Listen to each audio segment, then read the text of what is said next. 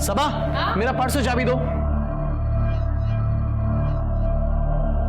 हिना, ये लो बेटा प्रसाद। ख्याल रखना, ठीक है।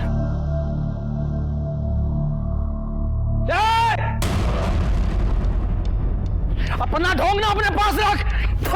फेंक इसको, फेंक। आज के बाद ना मेरी बच्ची को आग उठा के भी देखा है। शर्म नहीं आती? आप कैसे बात करते हुए? तमीज तुम्हारी बीवी को नहीं है।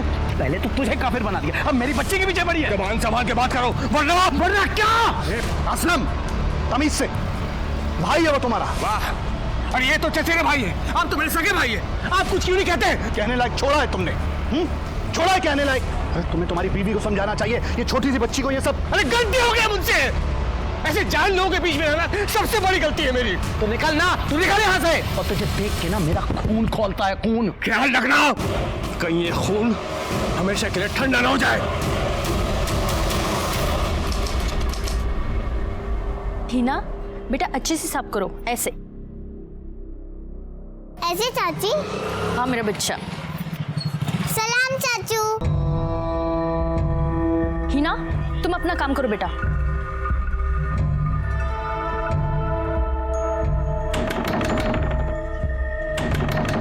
अरे आ रही हूँ बाबा। कितना टाइम लगाती हो तुम? किचन में थी ना। क्या कुछ भूले क्या? अरे मेरा बटुआ कहीं मिल नहीं रहा है, आधे रास्ते से आना पड़ा मुझे। तो यही कहीं होगा ना। देखो तुम भी देखो। हाँ भूल गया मैं। अरे कहाँ रख दिया मैंने? सुनो, मैं कमरे में देखता हूँ, ठीक है? हाँ। तुम यहाँ ढूंढो। पोस्टमैन।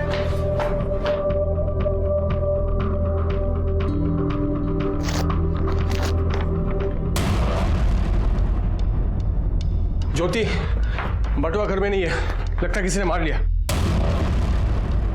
क्या हुआ? क्या ये? तुम्हारा डेथ सर्टिफिकेट।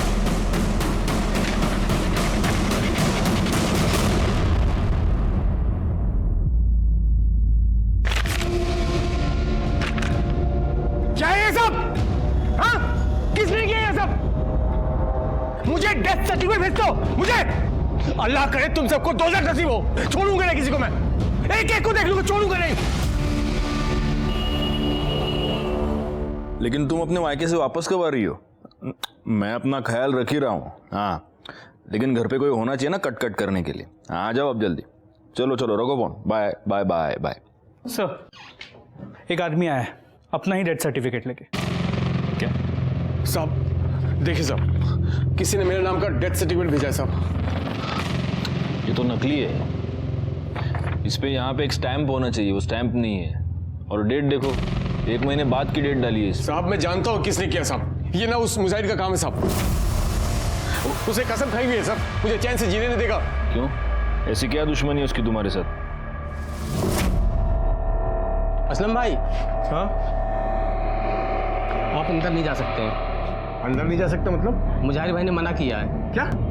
आपको अंदर ना आने दो। छोड़। अरे समझा करिए। तू मुझे रोकेगा? अरे मना किया। क्या मजाक हो रहा है भाई? मुजाहिद भाई, क्या मजाक है ये? मजाक नहीं, सच है। अब तू यहाँ काम नहीं कर सकता।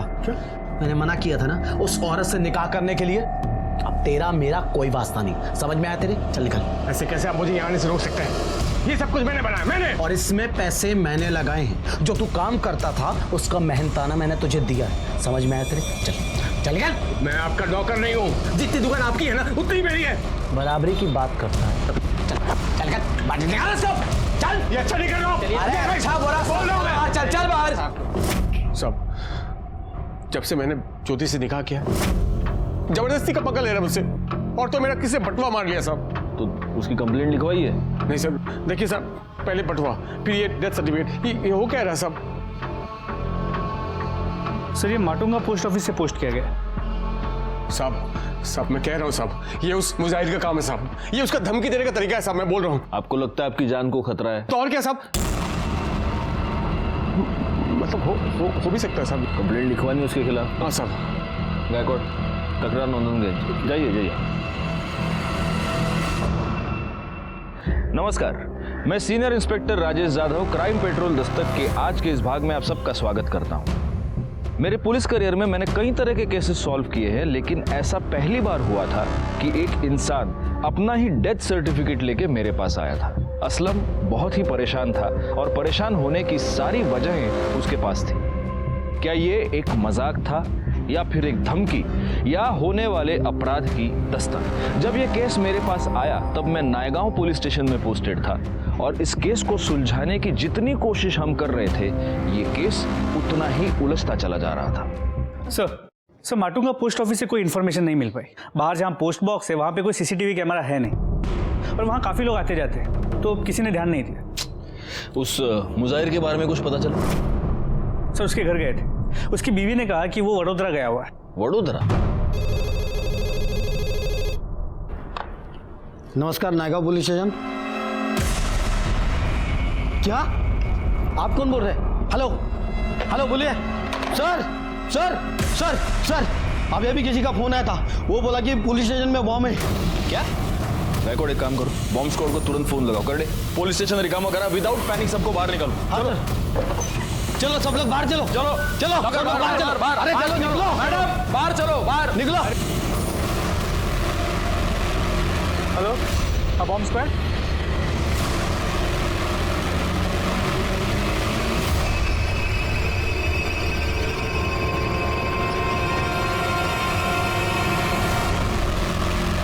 सर अंदर कोई बम नहीं है।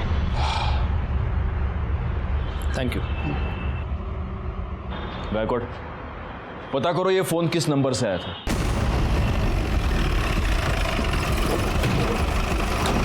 सर इसी होटल के नंबर से फोन आया था।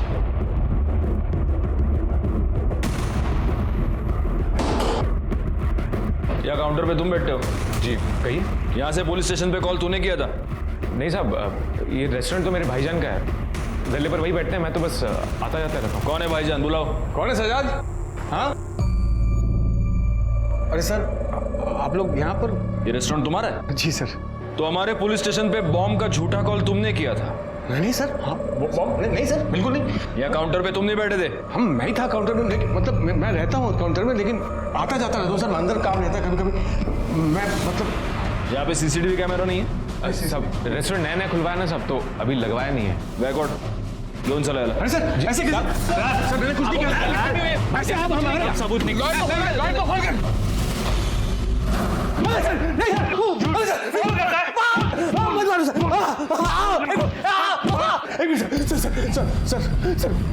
मैंने कुछ नहीं किया सर, अब मेरी बात का यकीन कीजिए, मैं रेस्टोरेंट में था जरूर, लेकिन मैं किचन के अंदर था सर, तो उसी बीच में कोई और आके किया होगा।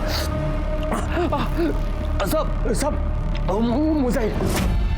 मुझे कब शॉप आ गई है सब, जब मैं रेस्टोरेंट में के अंदर किचन में गया होगा सब, तो आकर कॉल किया होगा सब, मैं सच बोलता हूँ। तू बात बात पे मुजाहिर का नाम लेता है?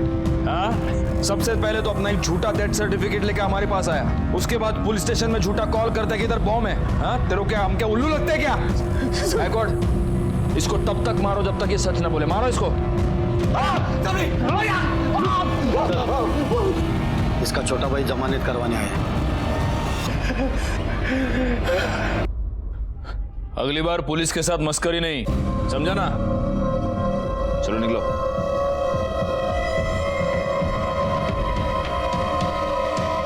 गायकवाड़, वो मुजाहिर तो यहां है ही नहीं, फिर भी असलम बार बार उसका नाम क्यों ले रहा है? जरा कंफर्म करो वो मुजाहिर बाहर है या नहीं। अम्मी मैंने पूरा पार्ट प्लान कर लिया, अब मैं खेलने जाऊँ? ठीक है जाओ, पर जल्दी आना, ठीक है? सब आप मुजाहिर, आपको बताया तो था कि वो वडोदरा गए हैं। हमें आपके घर की तलाशी लेनी है। आप ऐसी तलाशी नहीं ले सकते। सर्च वारंट और कर ले, पूरा घर चेक करो। सर सब क्या हुआ? भाभी देखिए ना, ये घर की तलाशी ले रहे हैं और बार बार इन्हीं के बारे में पूछ रहे हैं। सर वो घर में नहीं है। मुजाहिर का नंबर दो। नंबर क्या? बोलो नंबर। सर मुजाहिर की बीवी का कहना है कि वो बड़ौदा गया है, और जब परसों मुजाहिर का फोन स्विच ऑफ हुआ था उसकी मोबाइल की लोकेशन मुंबई की थी। बीवी कह रही है कि वो बड़ौदा गया है और मोबाइल की लोकेशन मुंबई में थी। कहीं सच में ये मुजाहिर असलम को फंसाने की कोशिश तो नहीं कर रहा?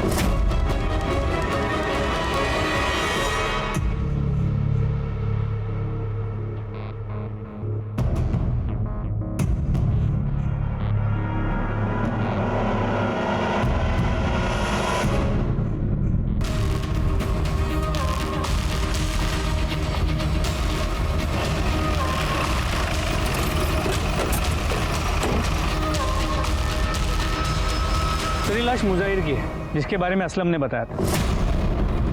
क्या? जी सर, इसके पॉकेट से इसका ये फ़ोन भी मिला है।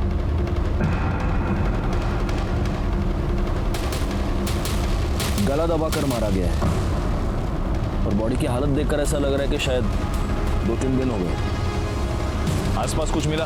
करने सर, वहाँ ये पर्स मिला है। देखो गायकवाड़, हो सकता है कि कातिल का हो। सर ये तो असलम का पर्स है।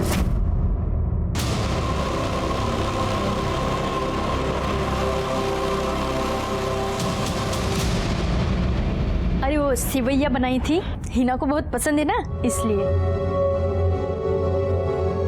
तुझे क्या हुआ? तू इतनी परेशान क्यों है? अरे कुछ समझ नहीं आ रहा है। एक तो इनका फोन नहीं लग रहा है और बार बार पुलिस भी चक्कर लगा रही है। तू परेशान मत हो, कर देंगे वो फोन।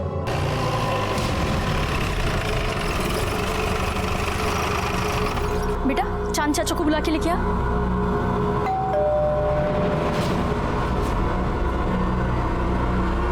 क्या बात है सर? ये वॉलेट तुम्हारा है? जी मेरा ही है सर, शुक्रिया। कहाँ मिला आपको सर? मुजाहिर अंसारी की लाश के पास।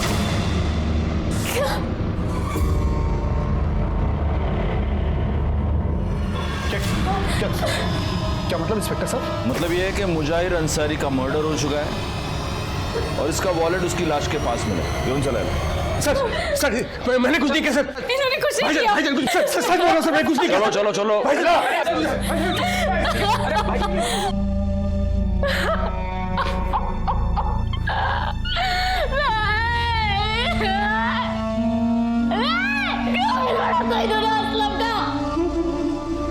अपने भाई की जान ले ली, अल्लाह उसे कभी माफ नहीं करेगा।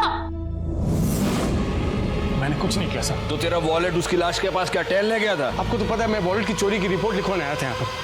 कोई मुझे फंसा रहा। पहले वो डेथ सर्टिफिकेट, फिर बॉम्ब का झूठा कॉल, कोई मेरे खिलाफ साजिश कर रहा साहब। सब चांद भाईजान ये सब कर रहे हैं साहब, मुझे लग रहा है। अच्छा, इतने दिनों से तू मुजाहिर का नाम लेकर रो रहा था, अब चांद भाईजान। मैं तुझे बताता हूँ हुआ क्या। तूने मुजाहिर का मर्डर कर दिया, लेकिन गलती से तेरा वॉलेट वहां पर छूट गया और ये बात तुझे रियलाइज हुई। तब तूने एक प्लान बनाया। तूने अपने ही नाम का एक झूठा डेथ सर्टिफिकेट खुद को पोस्ट किया और फिर तू हमारे पास आया डेथ सर्टिफिकेट और खोए हुए वॉलेट की कंप्लेंट लेकर।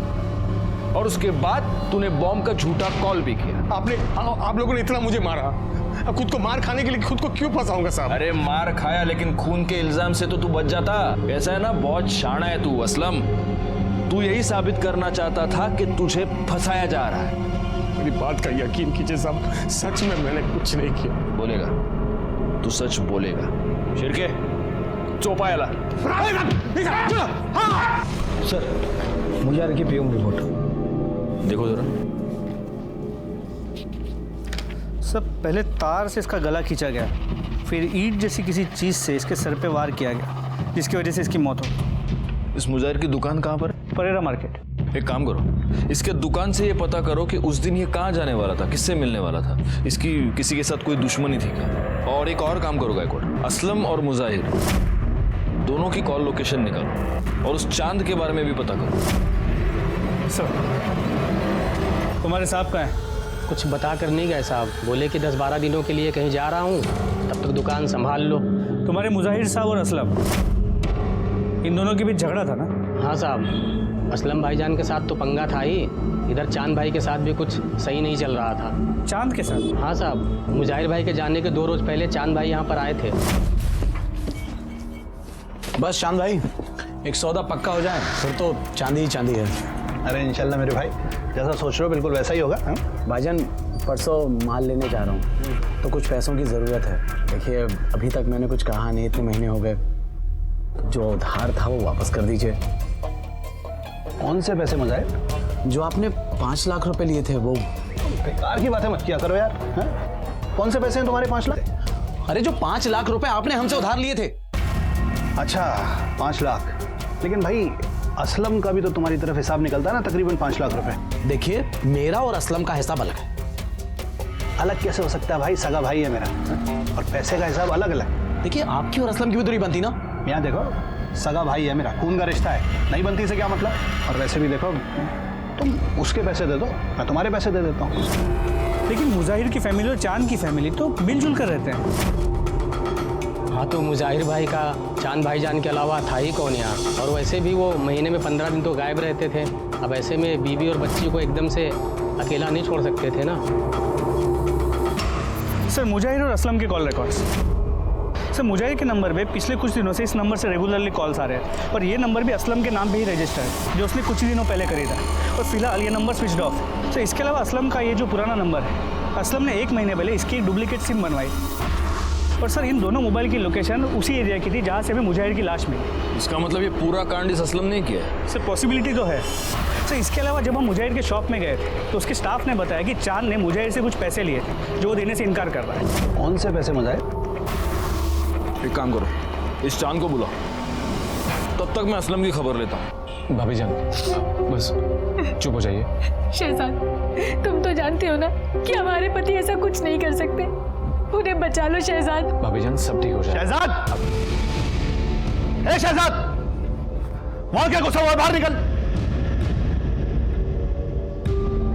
क्या भाई, कितनी बार समझाया है तुझे कि दूर रहे उससे। इस औरत का साया भी पड़ेगा ना हम पर तो पूरा का पूरा खानदान खत्म हो जाएगा हमारा। भाईजान बस भी कीजिए, इस वक्त तो आपको उनकी मदद करनी चाहिए। मुझे ज्यादा ज्ञान मत दे, मैं किसी कातिल की मदद नहीं कर सकता, चाहे वो मेरा भाई क्यों ना हो। असलम मेरा भी भाई है, आप उसकी मदद करें या ना करें, मैं जरूर करूंगा। दिमाग खराब मत कर मेरा। हेलो,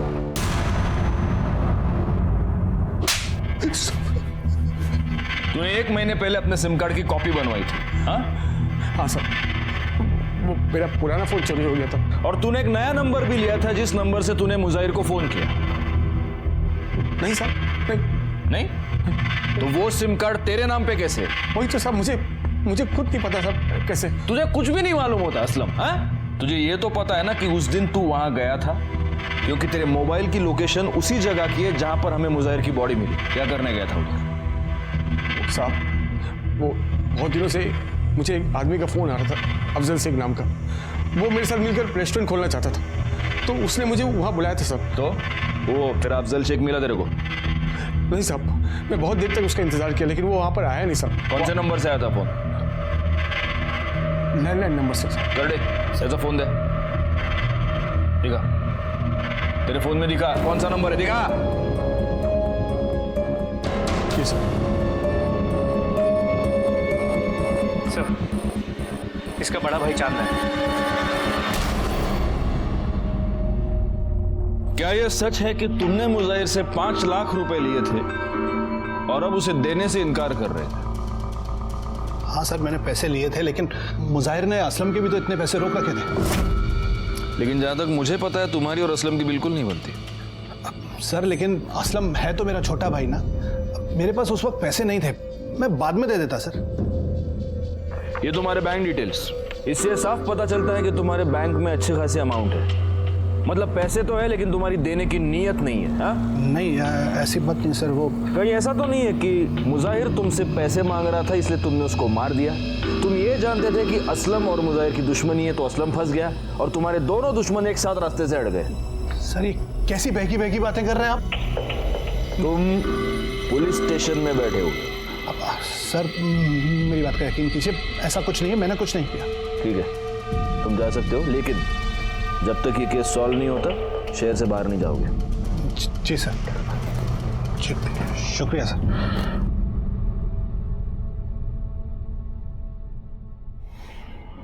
सर, असलम तो छोटा बहू वाला है, उसकी जमानत करवाने। सब ठीक हो जाएगा, आप ज्यादा सोचिए मत।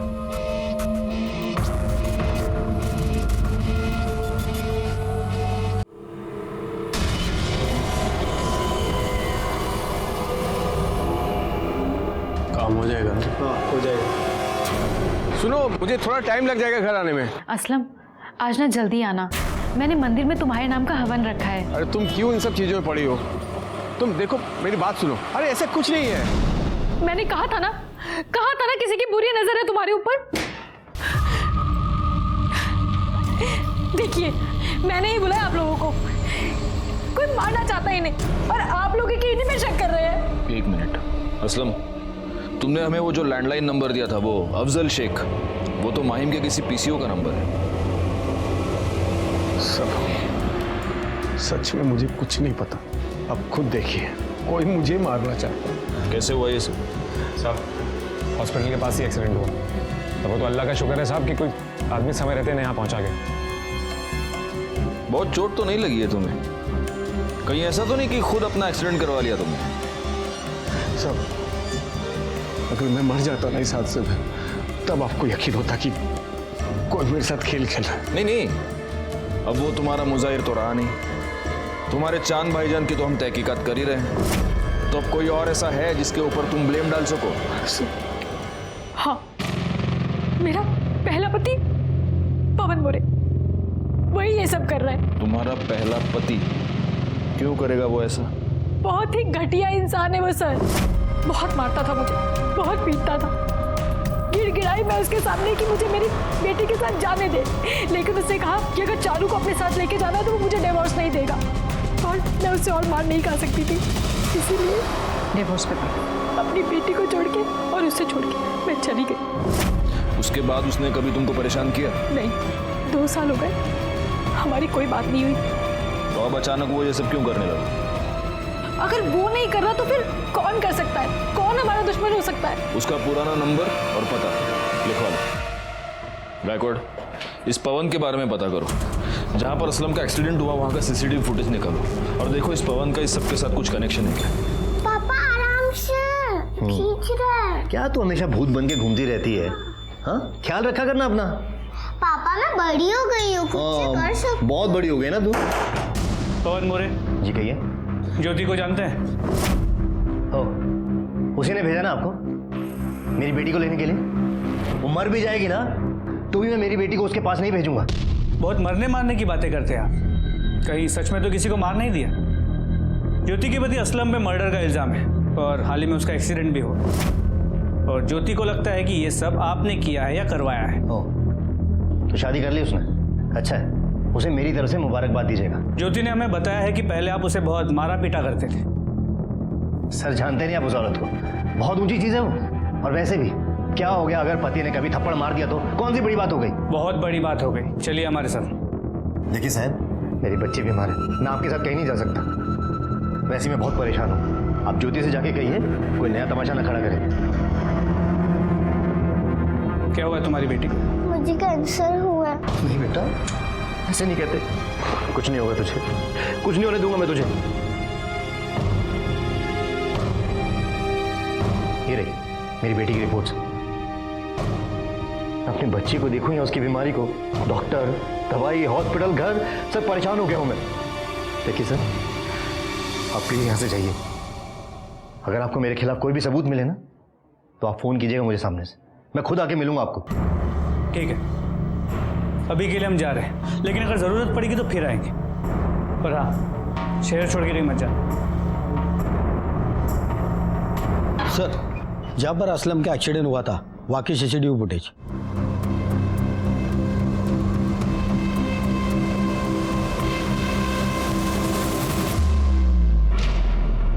इसका मतलब इस गाड़ी वाले ने असलम को जानबूझकर ठोका है। कर दे, ये गाड़ी का नंबर ले लो और आरटीओ से पता करो ये गाड़ी है किसकी।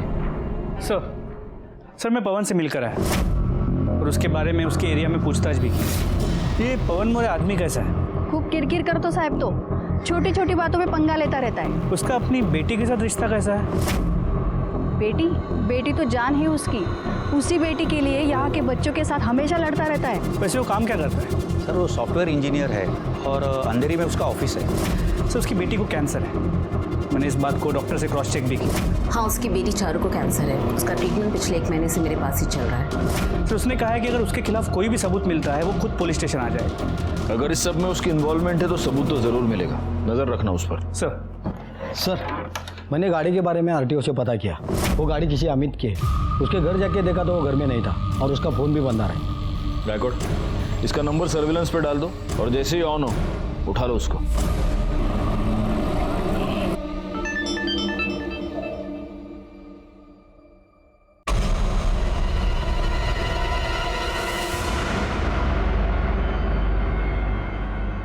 सर, वो अमित जिसकी कार से टक्कर मारी गई थी उसका पता चल गया है। उठा लो उसको। सर, बोल, किसके कहने पे किया? बोल बोल, नहीं तो सर, ये सब कुछ मैंने असलम के कहने पे किया था। तूने कहा था ना अमित को तुझे टक्कर मारने के लिए। नहीं साहब, झूठ बोल रहा है, फंसा रहा है मुझे। तू इस अमित को जानता है? बिल्कुल नहीं जानता साहब। तो वो तुझे क्यों फंसाएगा? वही तो मैं बोल रहा हूँ साहब, कोई क्यों फंसा रहा है मुझे साहब? कब से वही तो बोल रहा हूँ आपको, कोई फंसा रहा है मुझे। क्या हुआ, आप कंफ्यूज हो गए? इस केस ने हमें भी ऐसी ही उलझन में डाल दिया था। शक की सुई बार बार असलम की तरफ घूम रही थी और असलम बार बार यही कह रहा था कि उसने कुछ नहीं किया, उसे फंसाया जा रहा है। ये बात साफ नहीं हो पा रही थी कि क्या वाकई असलम ने ये सब कुछ किया था या किसी और ने असलम को फंसाने के लिए ये सब कुछ किया था और वही मुजाहिर का असली कातिल था।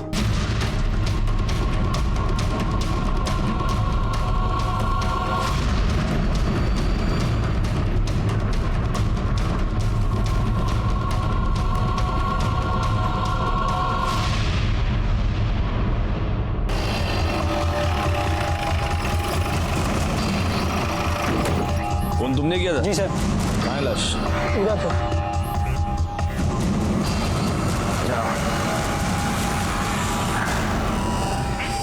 निकालो बाहर। सबसे पहले तुमने देखा था बॉडी? जी सर, मैं यहाँ से निकल रहा था तो बदबू बहुत आ रही थी तो मैंने देखा तो यहाँ लाश था। लगता है किसी जानवर ने इस बॉडी को खोद के निकाला है। जरा आसपास भी देखो, कुछ मिलता है क्या?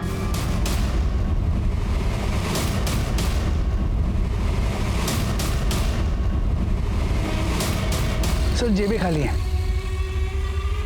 बॉडी बहुत बुरी तरह से डिकम्पोज हो चुकी है। लगता है 20-25 दिन हो गए। सर, ये मोबाइल मिला है। लगता है ये फोन इसी का है। शायद इससे पता चल जाएगा कि ये है कौन।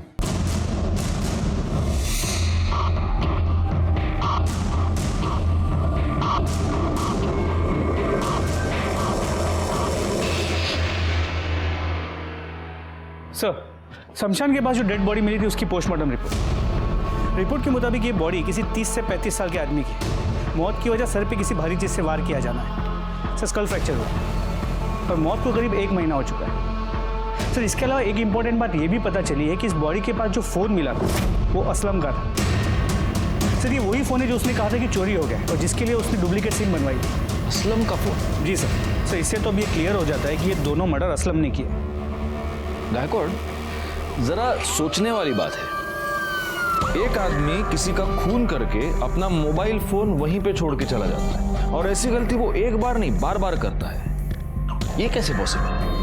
कहीं सच में ऐसा तो नहीं कि कोई असलम को फंसाने की कोशिश कर रहा है? और अगर ऐसा है तो जो असलम को फंसाने की कोशिश कर रहा है उसी ने ये 2 मर्डर्स किए। सबसे पहले तो हमें ये पता लगाना होगा कि ये लाश किसकी है। एक काम करो, जहां पे लाश मिली उसके आसपास के सारे पुलिस स्टेशंस में ये पता करवाओ कि क्या पिछले 1 महीने में इस एज ग्रुप के किसी बंदे की मिसिंग कंप्लेंट आई है। हमें ये तो पता चले कि आखिर वो है कौन जो असलम को फंसा रहा है।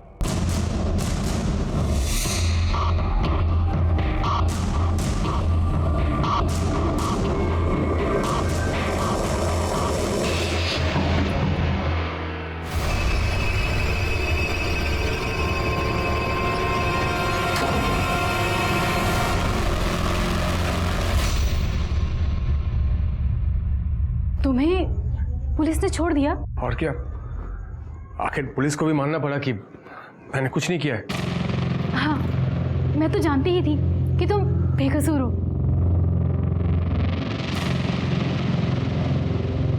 सर, आसपास के पुलिस स्टेशन से पता किया 30 से 35 साल के आदमी की कुछ मिसिंग कंप्लेंट्स आई तो है।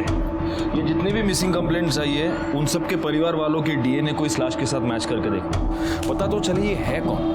तो हमें ये भी पता चल पाएगा कि उसमें और मुजाहिर में क्या कॉमन है और ऐसा कौन सा आदमी है जो इन दोनों को मारकर असलम को फंसाना चाहता है। और एक काम करो, असलम के आसपास जितने भी लोग हैं उन सब के बारे में पता करो, उनके कॉल डिटेल्स, उनके सारे रिकॉर्ड्स मुझे चाहिए। वो जो भी है उसके चेहरे से अब नकाब उतरने ही वाला है।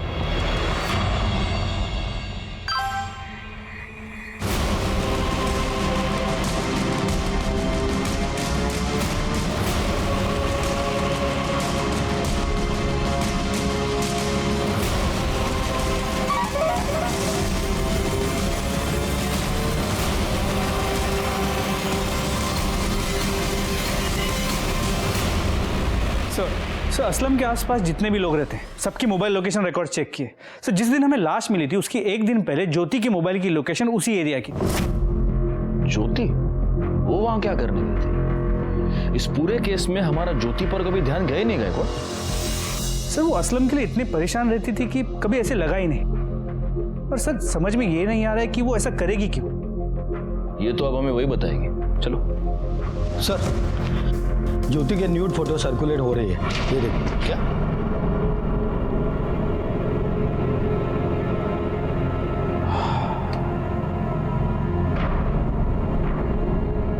गायकवाड़, ये जो बंदा इसके साथ है ये असलम नहीं है, क्योंकि असलम के यहाँ गर्दन पर यहाँ पर वो काला निशान है।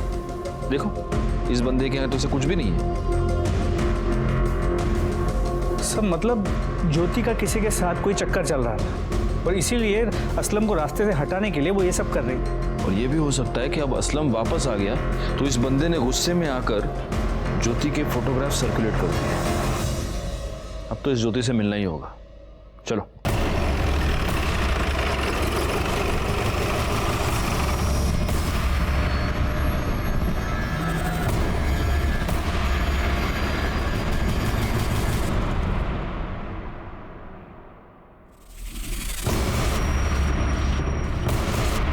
ये आत्महत्या नहीं है, ये मर्डर है। इस छोटे से टेबल पे खड़े होकर ज्योति पंखे से नहीं लटक सकती। इसे किसी ने पहले मारा है और फिर लटका दिया है।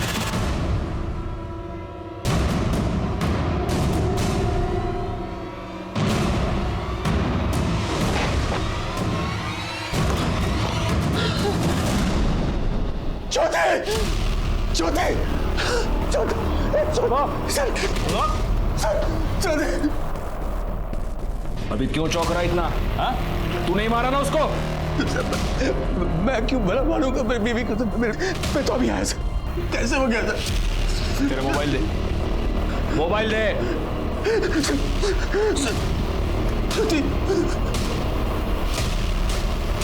ये देख, इसलिए मारा तूने तेरी बीवी को। जो पहले 2 मर्डर्स हुए उसमें मुझे तुझ पर सिर्फ शक था, लेकिन यहां मुझे यकीन है कि ज्योति का मर्डर तूने ही किया है। मैं नहीं मारा सर, मैं तो अभी आया सर। और ये फोटोज मैंने पहले मैं देख चुका था सर। इसी सिलसिले में ज्योति से बात करने आया था यहाँ आकर। कैसे हो गया सर ये? गायकवाड़, घेऊन चला ज्योति का मोबाइल कहाँ है? मुझे नहीं पता सर। मुझे सर मेरी बीवी मरी है सर। चला घेऊन जा। सर मत कीजिए सर। घेऊन जा। सर मेरी बीवी सर। घेऊन जा।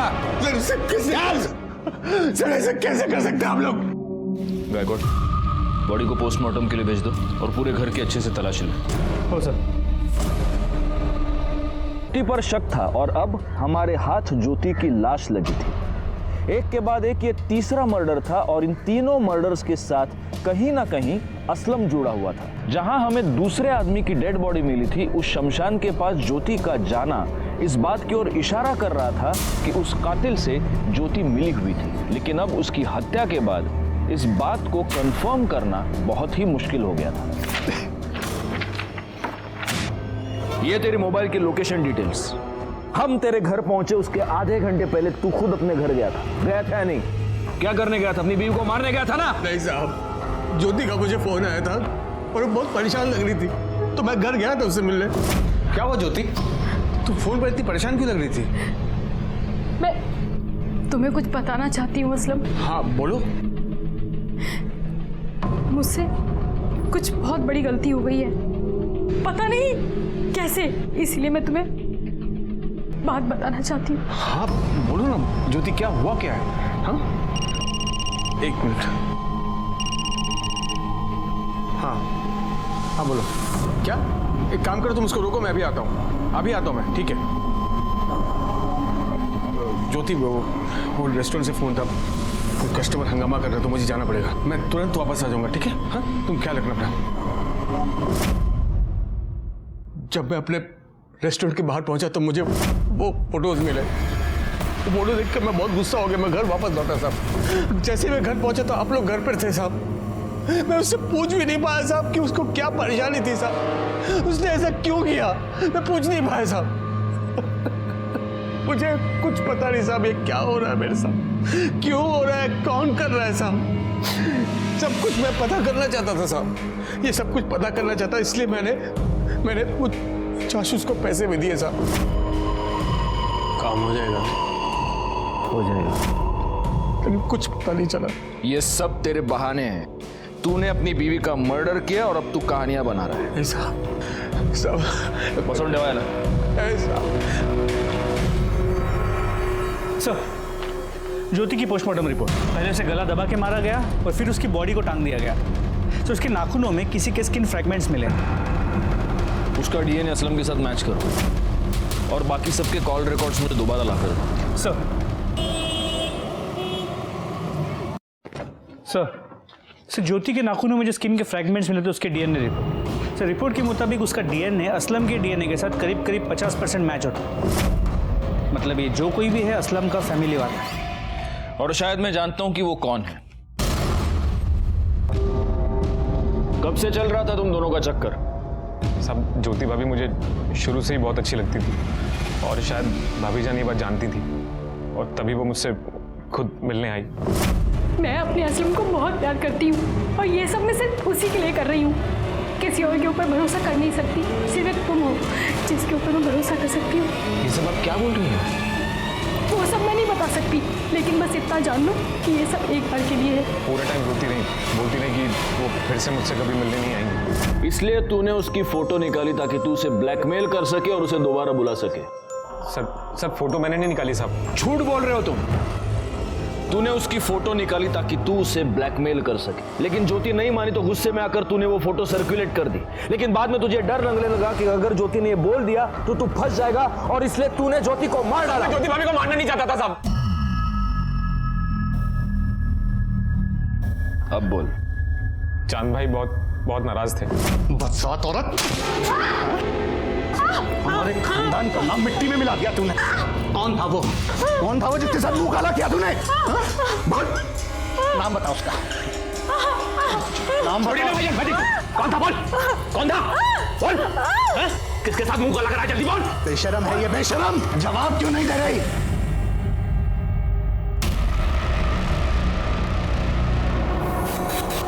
क्या हो गया भाईजान? ठीक। 6-7 ये तो मर गई। भाईजान क्या हो गया मुझसे? भाईजान मैंने जानबूझ के नहीं किया भाईजान। शहजाद खामोश, सोच लो। एक मिनट, कुछ नहीं होगा। क्यों मारा तूने ज्योति को?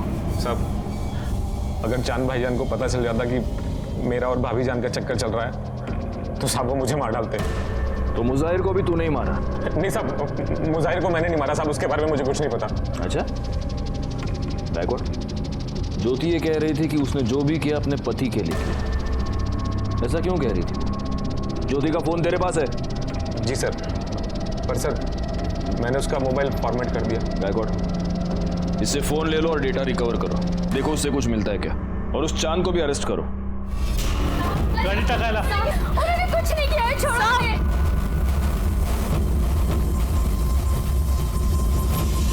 सर, ज्योति के फोन का डेटा रिकवर हो गया। उसके फोन में किसी बाबा के मेल्स मिले।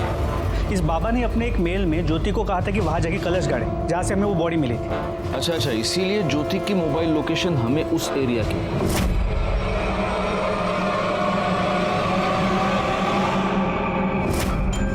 और जब ज्योति वहां से कलश गाड़ के निकली तब इसी आदमी ने उस गड़ी हुई लाश को थोड़ा सा बाहर निकाला होगा। लेकिन गायकवाड़, ज्योति इस बाबा को मिली कहां? सर, ज्योति को बाबा नहीं मिला, बल्कि बाबा ने ज्योति को ढूंढा था। पहला मेल इस बाबा ने भेजा। उसी ने ज्योति को किसी पराये मर्द के साथ संबंध बना के फोटो निकाल के भेजने के लिए कहा था। क्या? जी सर, और इन फोटोज को उस बाबा ने सर्कुलेट किया। उसने ज्योति से कहा था कि ऐसा करने से उसके पति के जो भी प्रॉब्लम्स हैं वो सब टल जाएंगे और उसकी बेटी की बीमारी भी ठीक हो जाएगी। एक मिनट, लेकिन इस बाबा को कैसे पता चला कि ज्योति की बेटी बीमार है?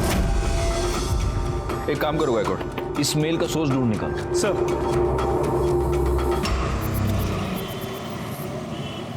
सर, ज्योति को जो मेल्स आए थे काफी डाइवर्ट होके आए थे, इसलिए ओरिजिनल सोर्स का पता नहीं लग पा रहा। देखो, असलम तो ये कर नहीं सकता क्योंकि असलम हमारी कस्टडी में था। ज्योति मर चुकी है और शहजाद और चांद का भी ये कहना है कि मुजाहिर की मौत के साथ उनका कोई लेना देना नहीं। इसका मतलब गायकवाड़ अब एक ही आदमी बचता है।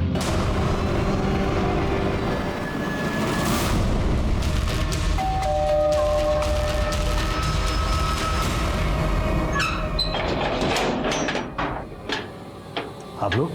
सर्च वारंट गायकवाड़ करड़े कमाल लगा।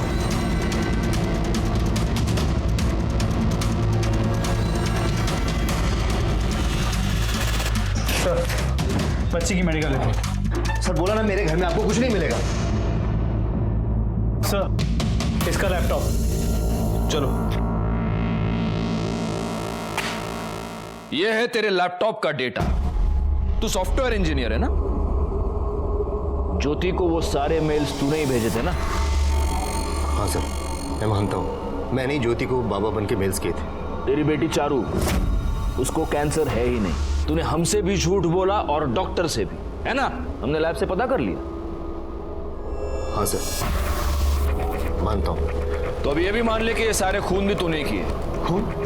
नहीं सर, मैंने किसी का कोई खून नहीं किया। अच्छा, करड़े घेऊन या। बोल रहे, जानता है क्या इसको? हाँ सर, इसी आदमी ने मुझे पैसे दिए थे असलम को उड़ाने के लिए। नहीं सर, बता दो सर।